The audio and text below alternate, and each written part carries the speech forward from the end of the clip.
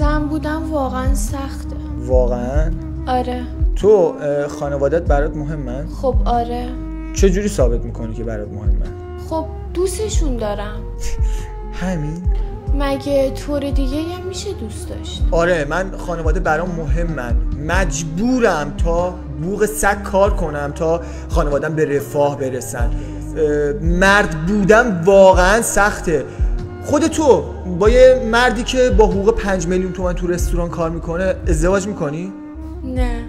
خب قطعا نمی کنی.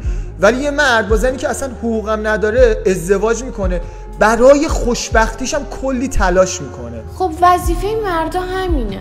چرا وقت پول میشه وظیفه مرداست، باید انجام بدن، ولی همون مرد بخواد لباسشو واسش بشوری یا ظرفای تو خونه رو بشوری ازش درخواست مشارکت میکنی، میگی مگه جفتمون توی خونه زندگی نمیکنیم؟ ببین، مرد بودن واقعا سخته. تو مسئولیت داری تمام اعضای خانواده‌تو خوشحال نگه داری، حتی روزایی که حالت بده. باید مثل سگ کار کنی تا خانواده‌ت توی رفاه باشن. آره، من خانواده‌مو بیشتر از همه دوست دارم.